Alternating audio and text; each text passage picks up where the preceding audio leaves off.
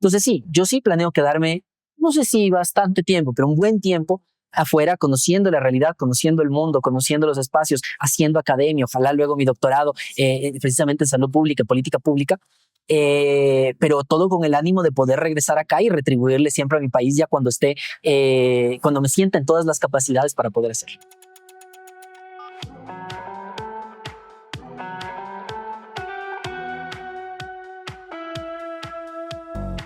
Hola, ¿qué tal? ¿Cómo están? Buenos días, buenas tardes o buenas noches. Mi nombre es Francis Montenegro y para mí es un placer invitarles a su podcast de entretenimiento estrella, El Candelazo.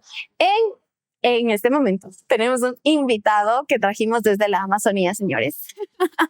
Es quiteño, es médico, es activista político, tiene muchísimos roles y es muy conocido por los públicos de la Universidad Central del Ecuador. Estoy hablando de Pablo Rodríguez. ¿Cómo estás, Pablito? Muchísimas gracias por la invitación. Todo bien aquí, ya acostumbrándome al clima de Quito.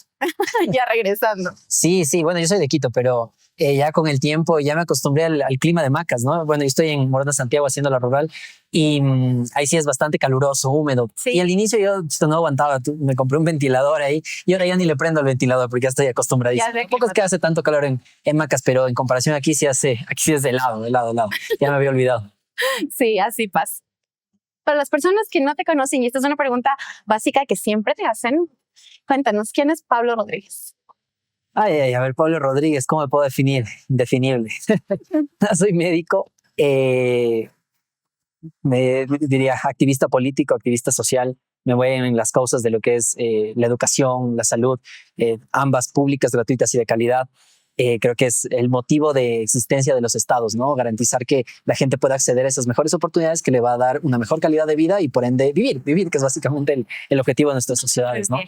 Y también, exacto, y no solo por sobrevivir, ¿no? Vivir con las justas, con las mínimas condiciones precarias, etcétera. Entonces creo que esas son las luchas que definen mi vida y claro, a muchos dicen zapatero a tu zapato, ¿no? Que tiene que ver política y todo, pero al contrario, tiene muchísimo, tiene todo que ver, ¿no? Las determinantes sociales y ambientales de la salud, el empleo, el trabajo, la pobreza, la contaminación ambiental también. Todas estas son cosas que atraviesan y que generan cambios en este proceso de salud-enfermedad, ¿no? Es por eso que yo decido asuntarme ahí y pues quiero hacer carrera en ese tema precisamente de salud pública. ¿Y cómo más me podría definir? Nada, soy un apasionado de todo lo que hago. Si algo no tengo pasión, pues no lo hago. Correcto, es muy bien. Yo soy también así. Creo que no me vas a ver con personas en lugares o en causas en las que no creo, no puedo despegar mi corazón de todo lo que hago porque siempre le meto corazón. Así que creo que así hay que vivir en realidad. El mundo es de los apasionados, los sueños y los proyectos son de las personas determinadas que creemos en esto y tratamos de meter todo lo que podemos para poder alcanzar diferentes fines. ¿Tú te consideras? Cuéntame. No, solo iba a agregar algo que me parece fenomenal lo que dices y es que sí, el mundo es de los apasionados y a ver, muchas veces para que tú escojas, por ejemplo, una carrera universitaria, muchas personas te dicen, no, pero escoge algo que te vaya a generar recursos, ¿no? Que con lo que vayas a poder sobrevivir y todo. Y yo diría lo contrario, ¿no? Cuando uno hace lo que ama al estilo de la UDLA, publicidad no pagada, sí. Pero cuando haces lo que amas, ¿no es cierto? Y le metes pasión y le metes cariño y profunda convicción en lo que haces, el dinero llega por añadidura, ¿no? Entonces, una de las cosas que jamás las he perseguido ni las he buscado ha sido el dinero y gracias a Dios no ha faltado nada. También se reconoce que se viene de un espacio que es más privilegiado. Mi padre igual ha accedido a educación superior, incluso al cuarto nivel, él también es médico especialista, incluso. Y mi madre igual ha tenido sus oportunidades laborales y todo. Entonces, claro, también hay un privilegio ahí que me ha permitido estar donde estoy, pero igual se agradece siempre eso y es por esa pasión también de que, como te digo, cuando eres bueno en lo que haces y lo haces con pasión, el resto llega por añadidura. Correcto, y es también la actitud que tienes, la personalidad, son como muchos componentes los que determinan tus pasitos a seguir. Muchos dicen que el futuro ya viene, pero no es así, el futuro lo estamos construyendo en este momento. Así que, ¿cuáles han sido como estos pasos que tú has podido entender dentro de ti para construir tu personalidad? Porque sabemos que eres hijo de padres que emigraron, que en un tiempo tú te quedaste acá, si no estoy mal, a cargo de tus abuelitos. Sí. Entonces que tuviste como esta diferenciación, porque no es lo mismo definitivamente que una parte de tu vida seas criado por tus padres como en un hogar tradicional y normal versus por tus abuelos. ¿Cómo fue que tú pudiste abordar esta historia? Y es precisamente lo que dices, vivencias son las que te transforman y no sería quien soy yo exactamente con mi mismo pensamiento, mi misma forma de ver el mundo si no hubiera pasado por lo que pasé. Y no lo digo en ánimo de victimizarme, va a pasar lo que pasé, pero claro que es una condición dura, ¿no? Y es, bueno, mi madre es la que migró a buscar precisamente las mejores oportunidades luego de la crisis financiera del 99, provocada por banqueros, empresarios y políticos que luego volvieron, aquí. ¿no es cierto? Claro, yo me quedé bebé, me quedé con mis abuelitos en Ibarra, me crié con ellos, abuela y abuelo, donde claro, me malcriaron también mucho porque era el menor de sus hijitos, ¿no? ¿Y eso está de sus abuelos? Sí, entonces yo comía solo sopa de fideo y chuleta, que eran mi comida favorita. Y claro, y eso también te genera todo una alteración. La migración impacta muchísimo la vida de la gente. Por ejemplo, yo, como te decía, mis abuelitos no son abuelitos, son papá y mamá. Yo no le digo y tú le dices abuelito, papi y mami. Eso me encanta. Mi abuelito ya falleció, papá Manuel, pero todavía vive mamá Poema y con ella siempre es mami, mami, mami, ¿no? Y eso. Entonces, mira, por ejemplo, hay esa lógica. Ellos eran mis papás, a pesar de que yo tenía contacto siempre con mi madre y siempre conversábamos. Mi mamá me mandaba los paquetes, me acuerdo en ese momento. No recuerdo si los mandaba por Delgado Travel o DHL, pero eran unos paquetes amarillos que era donde ya te mandaban los juguetes y todo eso. Okay. Entonces, fueron cosas que también, como te digo, te cambia mucho tu perspectiva de las cosas. Por ejemplo, la hija más pequeña de mis abuelitos, que sería mi tía, ¿cierto? Como éramos casi, no contemporáneos, pero éramos los más chiquitos que seguíamos todavía en la casa, no era mi tía, era mi ñaña. Y hasta ahora ella se enoja si no le digo ñaña. Es mi ñaña Pini. Y mi ñaña Pini tenía un novio, no sé si era novio o amigo, hasta ahora no le pregunto y siempre me olvido de preguntarle, pero que se llamaba Pablo. Y yo sabía que mi papá era Pablo. Y mi papá siempre estaba presente, venía cada fin de semana a verme porque, bueno, él se quedó trabajando en Quito porque aquí tenía nombramiento como médico. Pero me iba a ver y todo. Pero a pesar de eso, a pesar de que él estaba presente y todo, era un guagua. Y claro, tenía un señor que me quería mucho, pero venía cada fin de semana. Y tenía un señor que igual jugaba un montón y me quería mucho y estaba al lado de mi ñaña siempre y me veía todos los días. Entonces yo pensaba que él era mi papá porque también se llamaba Pablo y me decían que mi papá es Pablo, ¿no? Entonces imagínate eso, ¿no? Y bueno, ya no le he visto en algún tiempo al don Pablo, pero le mandamos igual un abrazo inmenso si es que está viendo esto. Y entonces mira todo ese impacto que también se tiene. Y claro, luego de eso ya vino mi madre, ya me crié más o menos desde los 5 años, 6 años estuve con mi madre y pasamos ya bastante tiempo juntos, estuvimos igual ya en Quito y ahí sí ya viví con ella, ¿no? Y igual aprender y reaprender cosas porque es una mujer muy estricta, al contrario de mis abuelitos. Yo te puedo preguntar, ¿tú provienes de un hogar de padres separados? Sí. Claro, sí. Bueno, mis padres nunca se casaron. Ok. Mi padre, bueno, esto es muy personal, pero sí, mi padre tenía una familia antes que ya son mayores, mis hermanos, mis medios hermanos. Luego de eso, él ya se separó, se divorció de su pareja y después de algunos años que ya estaba soltero, le conoció a mi mamá. Y bueno, me planificaron a mí, me tuvieron, mi mamá siempre quiso tener un hijito, pero solo un hijito, porque luego de eso ya se ligó. Y ya pues así es como he estado, pero yo me llevo muy bien igual con mi papá, siempre lo veo, de hecho mañana veo igual con mi papá, vamos a ir a votar juntos, aunque no compartimos muchas posturas ideológicas, pero igual vamos a votar juntos. Eso me parece maravilloso, porque creo que uno de los mayores actos de amar es la libertad, esta calma que te produce sentarte con tu papá o con tu mamá, topar temas en los que sabes que hay roces porque no pensamos igual y aún así no terminar peleando. Es maravilloso. Bueno, sí nos peleamos un poquito. Bueno, sí nos peleamos un poquito. Okay. Pero está bien, o sea, dentro de lo que es justo en el debate, ¿no? Ok, está bien, hay relaciones. Creo también que uno de los mayores actos de amor en donde podemos evidenciar cuánto nos quieren nuestras madres, creo que las madres y los padres vienen siendo los maestros en la vida, ¿sabes? Y también creo en la diferenciación entre un maestro y un profesor. El profesor es a la academia y el maestro es a la vida. Me encanta darme cuenta de que durante mi vida estudiantil me he visto rodeada más de maestros que de profesores. De hecho, yo tengo maestros con los que trabajo incluso, así que he podido notar esa diferenciación y me encantaría que tú nos cuentes cuál es tu postura ante la realidad en cómo se festeja al maestro ecuatoriano. Estamos hablando de esto en el mes de abril, así que tenemos este contexto de felicitar al maestro ecuatoriano por este mes y entiendo también la gran influencia que tienen estos roles o estas personas en nuestras vidas para poder detectar qué camino vamos a tomar cuando seamos adultos y entender incluso las posiciones políticas que vamos a tener y las ideologías que queremos implantar en nuestra sociedad a través de nuestros discursos. Así que, ¿cómo le ves tú al tema del maestro ecuatoriano, al festejo? ¿Qué maestros puedes recordar por los que incluso tú en el colegio te formaste y dijiste, a mí me gusta la política porque ahora me encuentro informado, tengo bases y me puedo sentar a conversar de este tema con mi profesor y de repente darnos de tú a tú y seguir siendo amigos? Totalmente. Oye, ¿sabes que yo soy muy malo con las fechas? Entonces, ahí estaba perdido, que ya mismo es el Día del Maestro. Pero bueno, a ver, sé que evidentemente he tenido muchísimos profesores en la vida, toda la carrera universitaria, más de 12 semestres que he estado ahí, pues en medicina también antes en el colegio. Pero exacto, como tú dices, creo que hasta cuando tú le dices maestro, hasta lleva una connotación de cariño, ¿no? O maestro. Hay veces que ni siquiera hay gente que no han sido tus profesores como tal, pero igual les dices maestro, porque Es que lo ves más te grande. impacta la vida, sí, te impacta la vida, es como gente muy grande. A ver, chuta, varios, ¿cuáles te puedo mencionar? A ver, quienes han forjado, digamos, mi pensamiento ideológico, sabes que no, ha sido mucho por cuenta propia, ha sido por autoeducación, la verdad, la formación de mi pensamiento, pero sí me han permitido conocer ciertas cosas, ¿no? Por ejemplo, como no recordarle al profesor, maestro, Giler se llamaba, bueno, se llama, sí, espero que siga vivo, profe Giler, pero él nos daba literatura en el colegio. ¿Qué? En primero de bachillerato, estaba en el Colegio San Gabriel.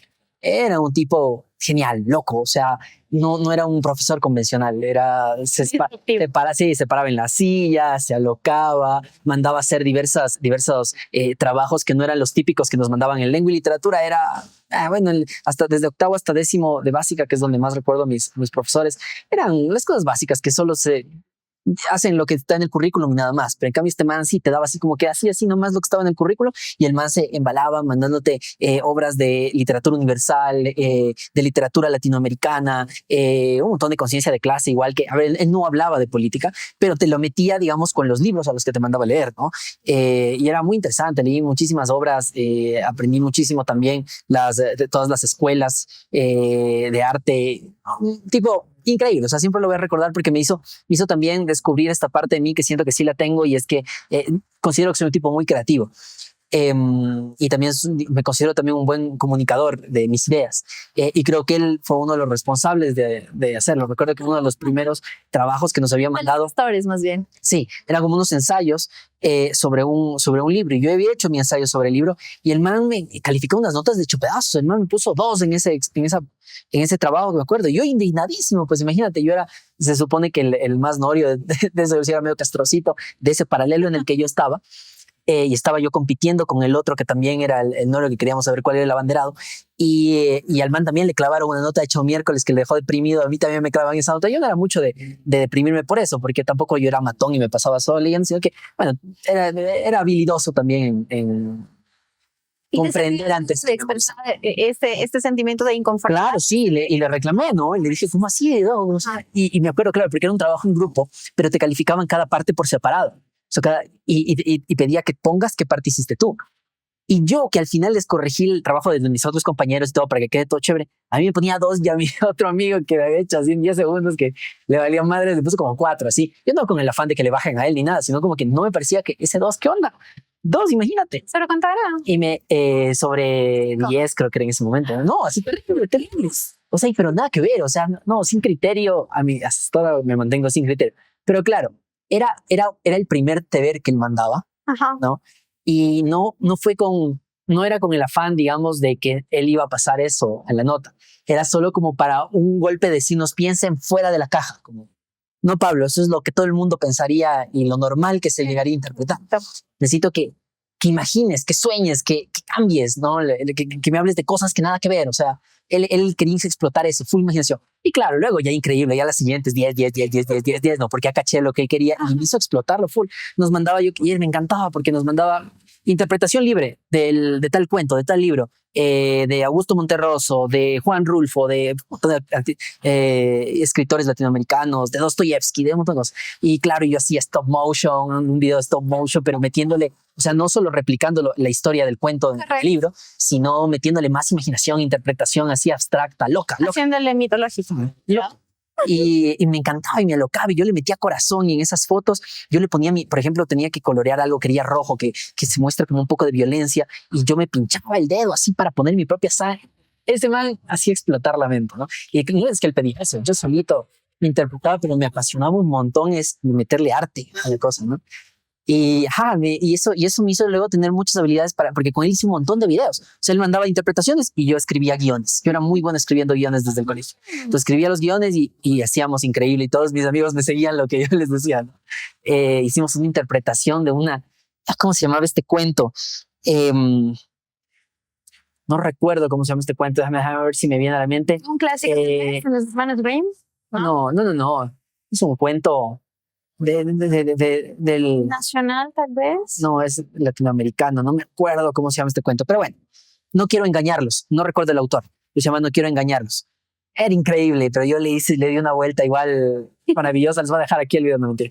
No sé dónde estará ese video, pero era bien loco y tú veías y te quedabas incómodo después de ver ese video que hicimos nosotros, ¿no? Era una bestia. Me hiciste emocionar, me acordé de ese gran maestro que literalmente forjó mi forma de ver también las cosas, mi creatividad.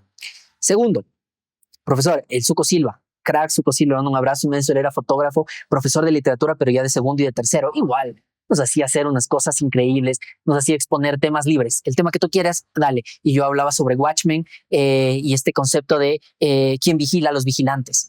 No sé si alguien ha visto Watchmen, pero es increíble. Como que quién controla a los que nos controlan. Todo esto no es como que él te lo ponía, él te decía, haz lo que tú te dé la gana, métele profundidad y tú te embalabas. Increíble. Entonces era gente que me hizo pensar. ¿De qué era este? Literatura, todos ellos literatura, mi materia favorita del colegio. Increíble literatura en el San Gabriel. También teníamos un profesor que en ese momento le tomábamos un poco a burla porque era medio chistoso, un gordito así, bien, pero así gigante. Okay. El man era unas 5 personas, era gigante. Pero el man tenía unas... otra cosa que era muy chistosa, que el man cada rato decía... Era loco. Esos profesores que más me calaron fueron los locos. Okay. Me aparecía de repente, decía, así te saludaba. El tutú, ya ni me acuerdo el nombre del tutú, pero tutú, si usted está viendo esto, sabe que es usted. Te quiero mucho. Nunca. Diego, dentro de esos conceptos que muchos se le reían, porque era amigo así chistoso, así, bonachón. Pero el man fue el primero que nos habló acerca de el trabajo no remunerado, de la plusvalía, del marxismo. Claro, su clase era de cívica, pero él le metía un montón de cosas de profundidad ya ideológica, marxista, que al final él sí, ese contenido que yo lo leí, sí me marcó bastante mi vida, ¿no? Y luego otro profesor, y con ese termino los profesores del colegio, luego los de la universidad, es otra historia, maestros, el maestro Ricardo, increíble el maestro Ricardo, él en cambio en tercero de bachillerato nos daba historia del pensamiento económico. Okay. Era brutal porque en los químicos biólogos les valía madres, pero cuando nos manda a hacer un ensayo, recuerdo el primer ensayo que fue sobre el socialismo utópico, que era de las primeras escuelas del socialismo, y tocaba explicar acerca de esto y cada uno tiene que hacer un ensayo. Él les valía madres a la mayoría, porque era como, y él solo venía, les decía, a ver, pregunta, ¿quién fue el mayor exponente del liberalismo? Ya, chévere, siguiente. ¿Quién fue solo así como preguntas puntuales a ver si investigaron ya? Pero cuando me pregunta a mí, nos embalamos y comenzamos a hablar y hablar, y a las siguientes clases les hacía rápido, tomaba lista, todos les decía, hacía una pregunta para calificarles y sentaba conmigo a hablar. Y él luego me cambió completamente la vida porque fue uno de los que me hizo cuestionarme y decir, tú no eres químico biólogo, tú no eres médico, ¿qué haces aquí? Y yo, ¿por qué no me digas sí, seguro vas a ser muy bueno, pero vas a estar sentado y vas a decir, ¿qué hago aquí? Después de un tiempo. Tú no eres médico, tú eres más que eso. Y yo, dije, ok, me dejé pensando, pero al final fue lo que me hizo tomar la decisión. Claro, puedo hacer política siendo médico, pero no puedo hacer medicina si me dedico solo al tema político, ¿no? Entonces, nadie va a dejar todo a un paciente. Por eso decidí pues estudiar medicina y también hacer ese activismo social por una vida mejor. Sí, estos son como los diferentes personajes que se han presentado en tu vida y que han trascendido. Totalmente. Y solo del colegio. Y te han dado un tope, correcto, solamente en el colegio. Me gustaría también saber, ¿Cuáles han sido estas oportunidades de salir del país antes de la que ya tienes para, para que tú decidas tomarlo ya ahora como médico formado en el Ecuador? ¿Y por qué no las tomaste desde antes de graduarte del colegio? Sí, sabes que, bueno, yo fui abanderado de mi colegio. Fui el mejor egresado de los químicos biólogos igual.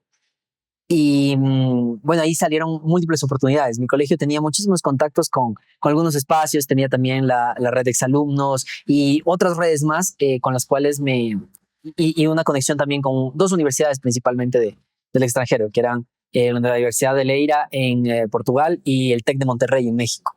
Okay. De hecho, vino el TEC de Monterrey a darnos unas charlas y todo. Y luego dentro de eso me llamaron a una reunión, que en ese momento era la vicerrectora del colegio.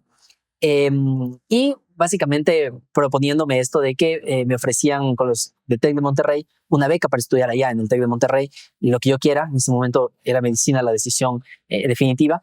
Y todo pagado, ¿no? Todo pagado, tanto el full tuition en el colegio del TEC de Monterrey y en la Universidad del TEC de Monterrey, y por el colegio cubierto el tema de estadía y vivienda desde pasaje y todo lo demás.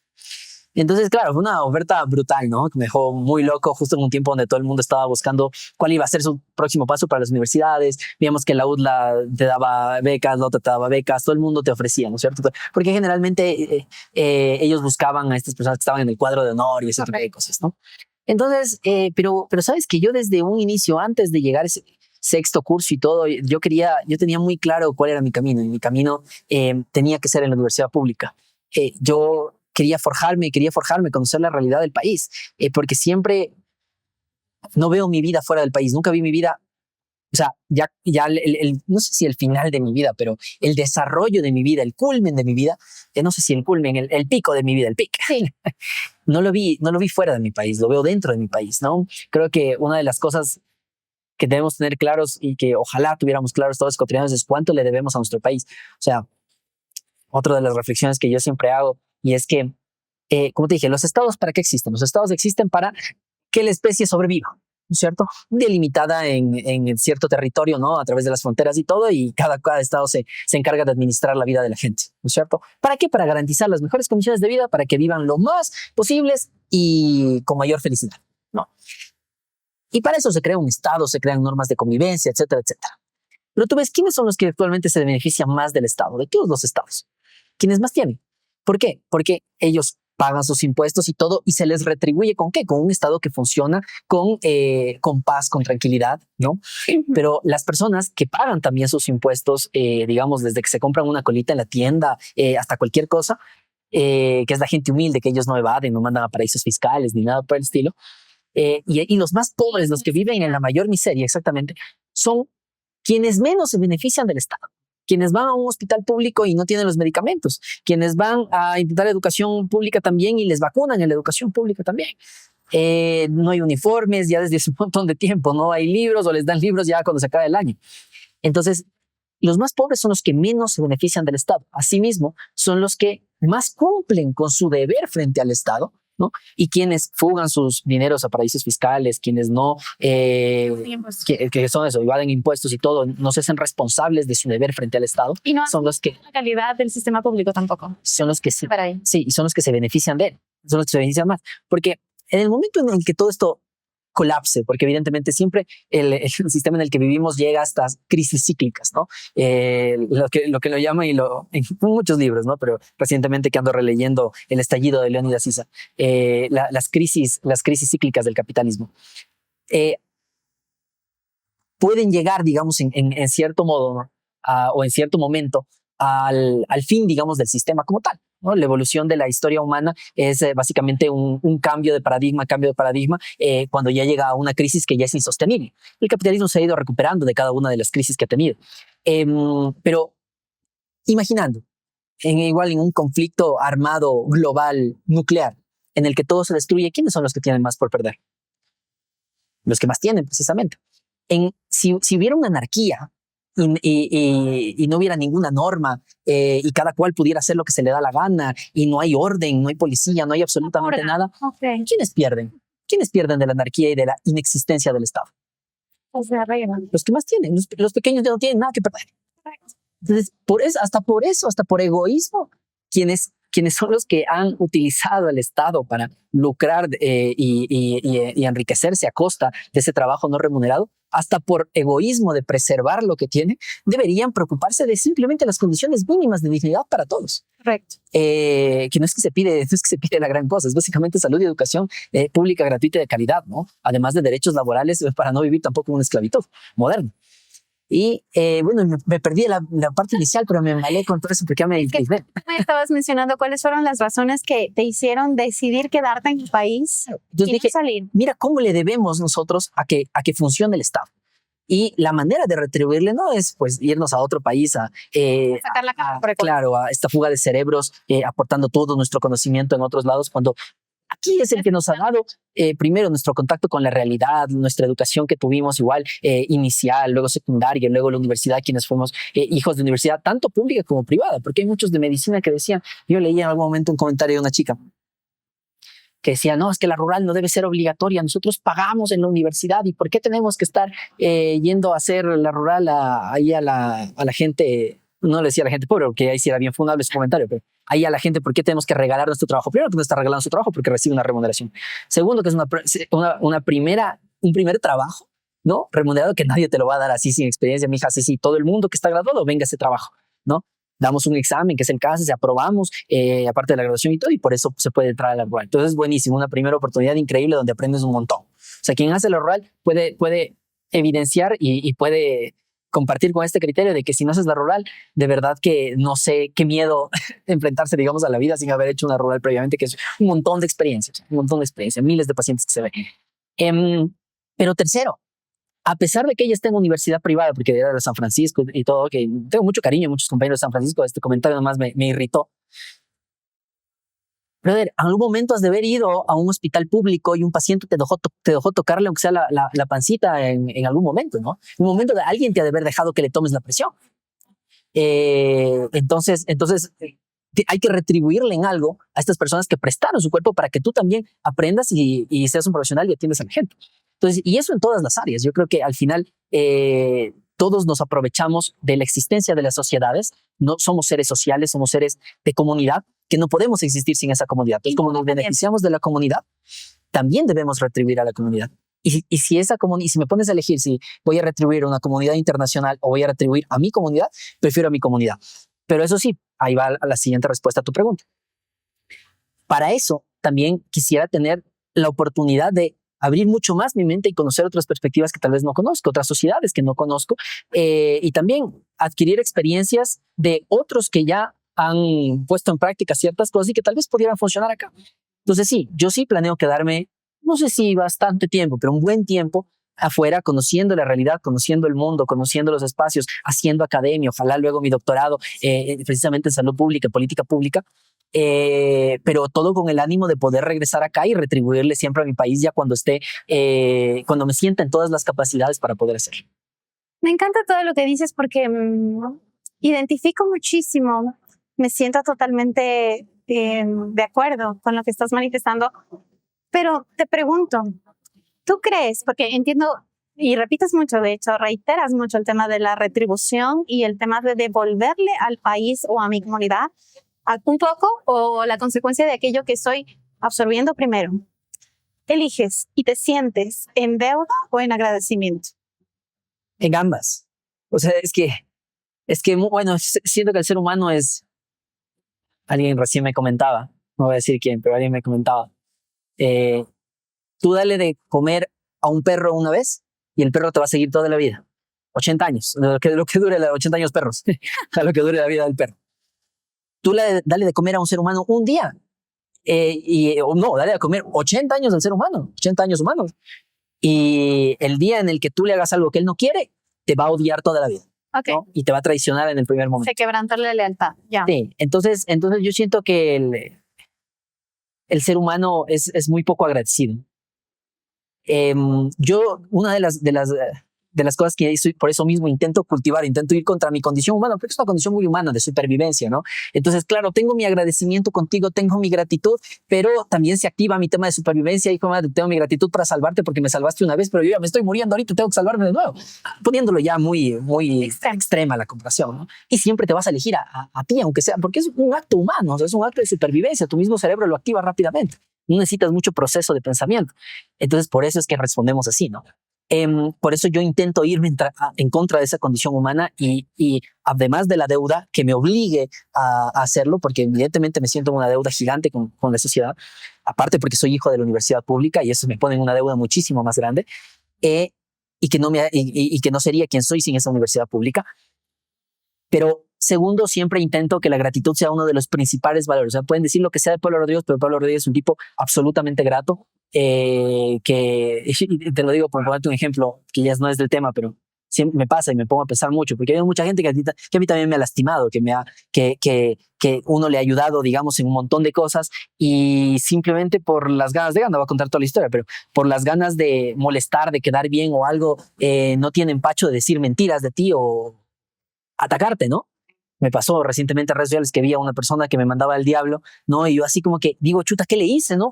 Pero si antes éramos amigos, ¿qué pasó? Y yo me busco, ¿qué chuta? De pronto fui medio grosero en el último mensaje. Me pongo a ver mi último mensaje con esa persona, era un favor que yo le había ayudado a esa persona, ¿no? Pero se olvidan automáticamente. Entonces, yo sí intento ser muy grato con quien alguna vez me ha extendido una mano, obviamente siempre dentro de la legalidad, pero creo que ese es uno de los valores que hay que cultivar y recordar, como te digo, como somos unos seres de comunidad y le debemos mucho a la comunidad. Ok. Tartaleta de kumquat, mousse de rasá o mousse de salak. Es difícil decidirse por uno de estos postres exóticos hechos con frutas que ni te imaginas. Pero esto y muchísimo más es lo que vas a encontrar en Cruz del Edén. La cafetería ubicada frente a la iglesia de la Compañía, que destaca no solo por su sabor y tradición, sino también por la historia que hay detrás de su creación. Anímate a conocer un lugar diferente, acogedor y lleno de sabores que seguramente te sorprenderán. Visítalos en la García Moreno y Sucre de martes a domingo y también feriados. Cruz del Edén, un paraíso en el centro histórico que no te puedes perder. Quisiéramos entender cómo es que Pablo dice, ¿saben qué? Voy a hacerme primero feliz a mí y luego puedo negociar con las expectativas, los estándares y el plan trazado de manera tradicional por el que todos me dicen que tengo que seguir. Claro, y que también me gusta. Pero sí, ¿cuál fue el cambio? Fue cuando mataron a Villavicencio. O sea, no puedo ser más claro que eso. Y es que sí, a pesar de que yo pienso abismalmente distinto a lo que él pensaba, que creo que estaba absolutamente equivocado, que lo he enfrentado en varias ocasiones, que nos hemos enfrentado hasta cara a cara, porque él estuvo en la comisión de fiscalización siendo presidente y yo comparecí ante esa comisión de fiscalización en el juicio de Patricio Carrillo. Y ahí nos miramos a los ojos y nos increpamos mutuamente. Y a pesar de todo eso, y estar convencido de que le hacía tanto daño en verdad al país su postura, cuando me enteré del fallecimiento de él, del asesinato, pero no su fallecimiento, un asesinato, me dolió absolutamente el alma porque dije, hijo de madre, tenía también derecho a estar equivocado, como todos los hermanos tienen su plan de vida, tienen lo que quieren cumplir. Simplemente. Sí, tienen un plan que quieren cumplir, tienen unos sueños que quieren hacer. Él en su mente se veía presidente, bueno, algunos dirán que no, yo diría que no, pero bueno, entonces dirán que sí, pero tenía derecho a poder soñar, tenía derecho a poder intentarlo.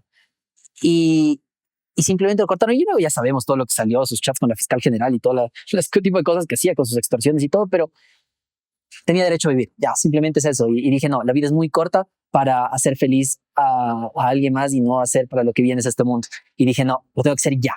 Y ese momento cambió todo. Esa misma noche comencé ya a cambiar todos los planes, literal, porque yo soy un tipo que planifica mucho su vida. Tengo plan A, plan B, plan C.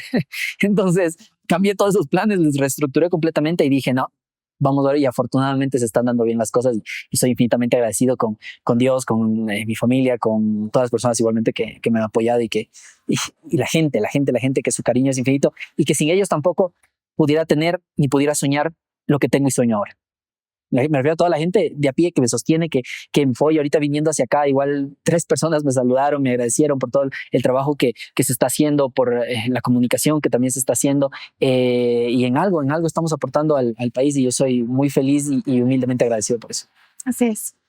Muchísimas gracias por compartirnos esta perspectiva y más que nada por ser tan franco y tan honesto al momento de manifestar que existe este tipo de honra, al entender que la vida es muy cortita, ¿no? Como para empezar a cumplir protocolos que de repente también se ajustan a lo que quisiéramos, pero que nos desvían un poco del sueño y del deseo que es más grande y que ya es nuestro, y que tenemos el total derecho de tomarlo porque es de nosotros y tenemos la potestad, la oportunidad y las maneras de esforzarnos para llegar a esto. Totalmente. Vamos con nuestro segmento que ustedes conocen bien, que es desde el canelazo, mi querido Pablo. Vamos a hacernos algunas preguntas Ok.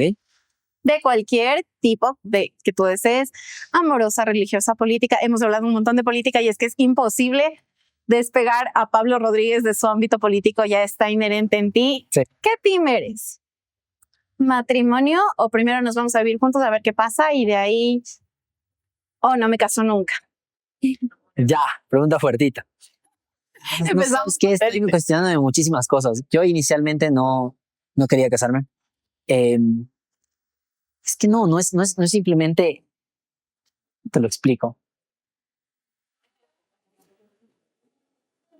Si tu objetivo es el matrimonio como tal, muchas veces por alcanzar ese objetivo, porque ese es el fin, no el medio, ¿no? Puedes terminar quedándote en una relación que no es para ti o no te sientes al 100% feliz simplemente por buscar ese matrimonio como tal. ¿Sí me entiendes? Porque por el sueño de querer casarse como tal y establecer una familia y todo lo demás.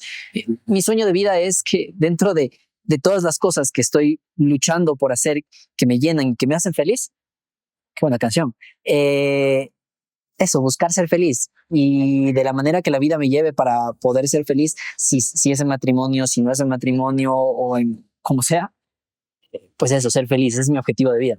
Pero para responderte concretamente, creo que sí hay que convivir primero antes de ya quedarse ahí. Digo, yo soy de la regla de los 3 meses antes de ser novio, por ejemplo, de alguien, ¿no? Como que, y siempre funciona, los 3 meses son perfectos, porque siempre como que a los 2 meses ya revelan una parte de ellos que, chuta, si es ya cuidado, súper red flag, mejor ni loco. Y las veces que no he cumplido esa regla de los 3 meses, negado, así, pésimo, pésimo. Entonces, creo que, es regla de 3 meses, así que siempre conocer bien antes de embarcarte. Ok. Fan de la prueba gratuita, entonces. Sí, puede ser. Esa es, las cosas como son. Por favor. A ver, yo ya sabes, tú dijiste todo política, así que... bueno, pero ¿y tú? Yo me voy a casar. ¿Ya te vas a casar? No sé cuándo. ¿Y con quién tampoco? Sé con quién. Ya, qué buenísimo. No, escúchame. Ok, Yo no sé cómo se llama mi esposo ni a qué se dedica, pero sé cómo es. ya. Ya. Ok, pero, o sea, ya, pero buscas, digamos, un matrimonio. No es que ya tienes novio y ya te propuso un matrimonio. Ok. Pero, Pero tienes claro quién quieres que sea para casarse. Por ejemplo, ¿la ideología importa para las parejas que has tenido o tendrías? sí, es un tema determinante porque no podría construir mi vida al lado de una persona que piensa que el pobre es pobre porque quiere, que piensa que todos estamos en igualdad de condiciones, que piensa que hay que ser de extrema derecha y de extrema izquierda, que piensa que la vida es negra o blanca, la vida tiene matices. No podría construir mi vida con una persona que no puede entender, o más bien su privilegio y las bendiciones que tiene, el trabajo que tiene, nubla mucho su capacidad de empatía.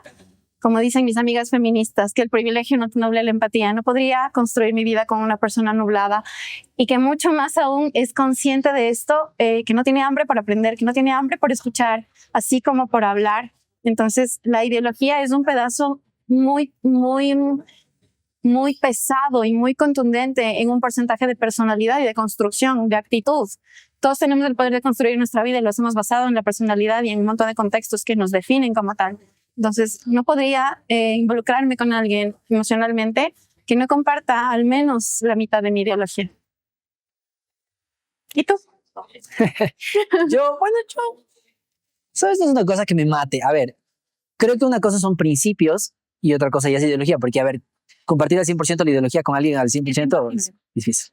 Pero hay veces que ciertos principios se pueden compartir a pesar de que las ideologías sean diversas. Y sí, he estado con personas de derecha que han sido hasta funcionarios de gobiernos, me parecen cuestionables, pero sí, no soy muy radical en ese sentido, ¿sabes? Siempre intento pensar que tal vez yo soy el equivocado, ¿no? Y que no hay verdades absolutas. Que sí, capaz y también, y tampoco que hay maldad absoluta. O sea, de ley hay personas que sí, digamos, son malas y todo, pero, por ejemplo, una reflexión que lo he hecho siempre y es que siento que o sea, los presidentes, lo decía Peña Nieto, un presidente que tampoco es muy destacable, tengo mis críticas a él de México, pero el tipo decía, uno no se levanta todos los días pensando, chuta, ¿cómo le voy a joder a México? ¿Qué medida puedo hacer para mandarles a la mierda a todos? No, los presidentes no hacen eso. O sea, claro, algunos vienen más a beneficiar a sus familias, otros más a sus empresas privadas, otros a sus bancos, otros a sus bananeras, lo que sea. Pero creo que en el fondo sí intentan hacer algo por lo menos, ¿no? Tal vez pues, desde sus burbujas de privilegio no logran concebir nada, pero creo que poder ser empático también con eso, que eso no quita que le demos durísimo y seamos oposición férrea y consecuente y argumentativa, ¿no? Me hace entender que no son enemigos, son adversarios. Entonces tampoco una pareja ya va a ser, no eres de izquierdas como yo, entonces no, negado.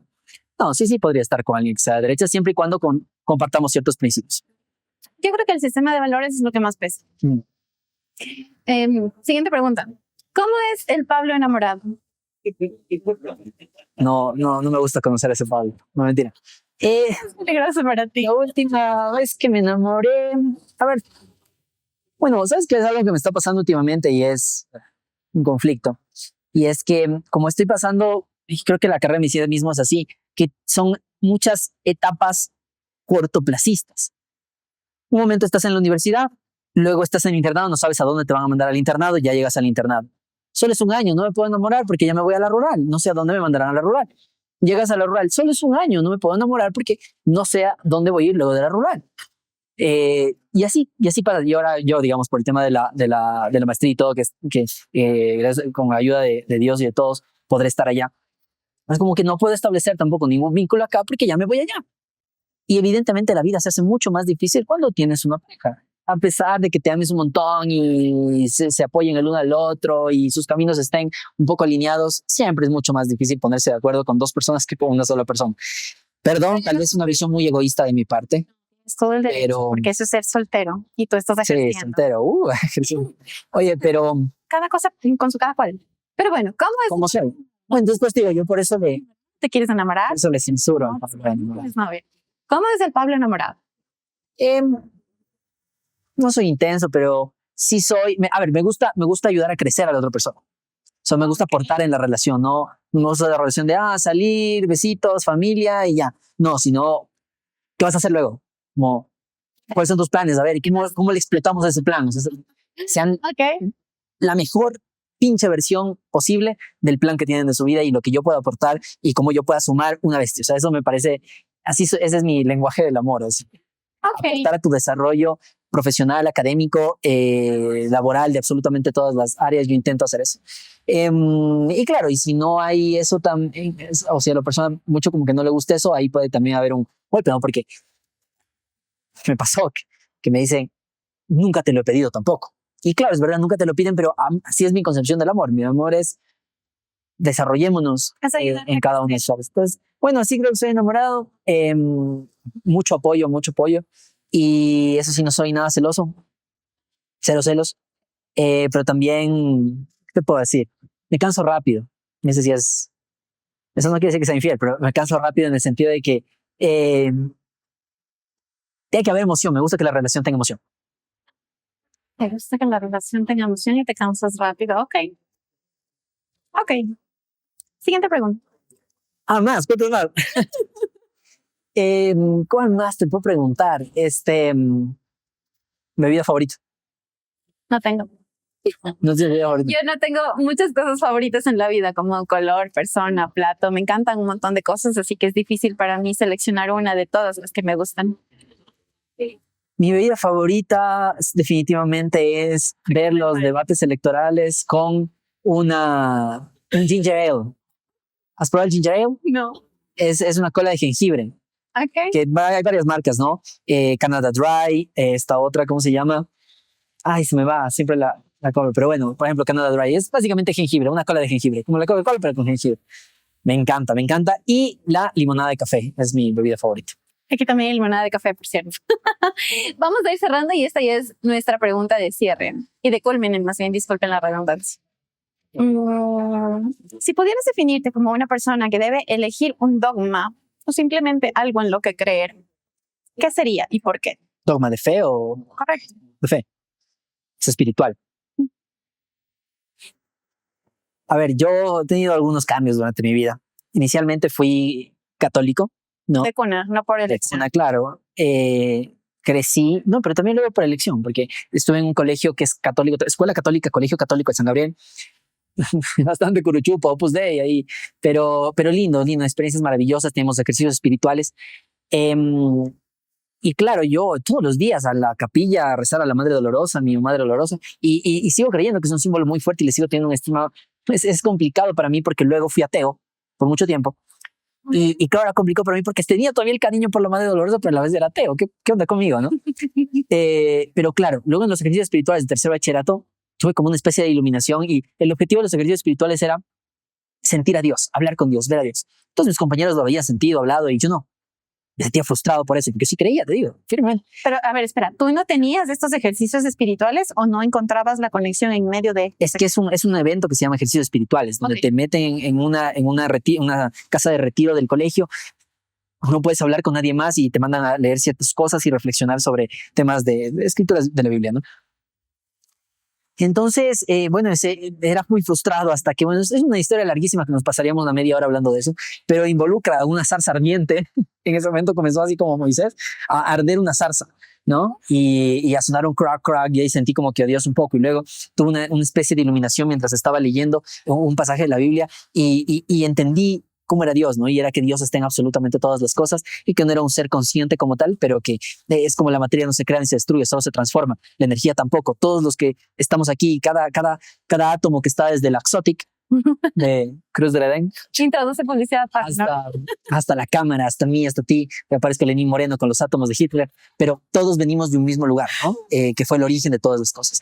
Entonces, creo que eso es lo que nos conecta, eso sería Dios, pero claro, por mucho tiempo tuve esta concepción de que no le importa lo que pasa en la vida, es como nosotros y las bacterias. Me vale madres lo que estén esas bacterias microscópicas ahí en ese mundo, no me interesa. Soy algo mucho más grande y con capacidades cognitivas superiores como ser humano para preocuparme de una bacteria. Asimismo, creo que Dios es tan incomprensible que jamás se va a preocupar de los seres humanos.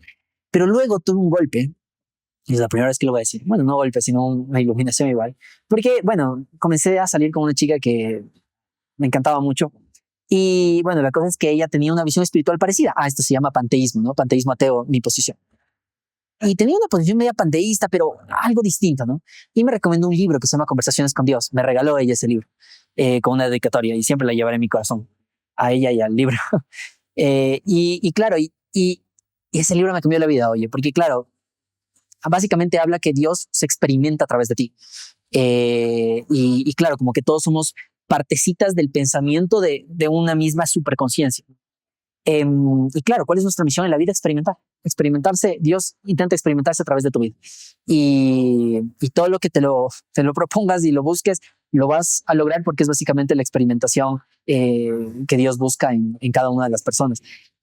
Claro, le dio como un fondo más metafísico a toda la cosa, le dio un poquito más de sentido y me siento un poco más feliz, más tranquilo.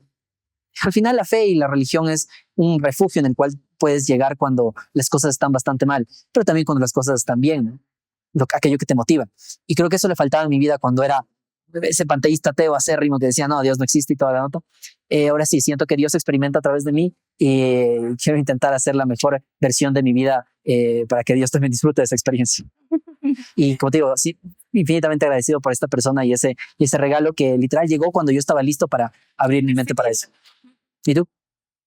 Yo soy creyente. Si deseas encasillarlo en una religión como tal, protestante, evangélica, me congrego en una iglesia, no por elección, desde bebé, porque fui a los 6 meses. Mi mamá, yo tuve la bendición y la fortuna de tener una madre que se preocupaba por mi vida espiritual. Yo no lo considero como una especie de salvación o de refugio, sino como un área muy olvidada, porque no es visible, no es patente. Entonces las personas piensan que son pocos y que no importa. Nada que ver. Todo lo que ustedes pueden ver materializado es un trabajo espiritual detrás. Así que creo en esto. He elegido a Jesús como mi salvador. Yo lo reconozco, lo busco en mí. Creo que todas las cosas buenas que tenemos los seres humanos son extensiones de Dios. y que todos podemos llegar a ser un pedacito de Dios en la tierra y de bendecir y de aportar y de cuidar y de aprender y de desaprender y de mutar y de cambiar y evolucionar. Yo creo en que todo lo bueno viene de Dios y conozco a Dios por eso. Qué linda visión, qué linda visión. Y sabes que yo siempre estoy con la mente abierta. Un amigo alguna vez me invitaba a sus iglesias, a varias iglesias, a pesar de ser ateo y todo, porque siempre me ha gustado aprender, experimentar Eso es muy bueno. y ver otras cosmovisiones que tal vez no sean las mías, pero en algo han de aportar a mi pensamiento. Sí, y a la final muchas personas piensan que no de todo se puede aprender, pero llega un punto en el que si te das el permiso de escuchar, entender y experimentar más que tener la razón, puedes llegar a construir un criterio que te va a permitir decir, aquí no aprendí nada. Las mejores conversaciones son precisamente esas, donde no buscas tener la razón. Sí, definitivamente. Muchísimas gracias, Pablito, por tu tiempo. Salud, con el Candelazo sin alcohol. Seguirse suscribiendo a nuestro canal. Se me lengua la traba, por favor, disculpen. Y los vemos en el siguiente episodio. Gracias por todo, que tengan una excelente semana y síganos en redes.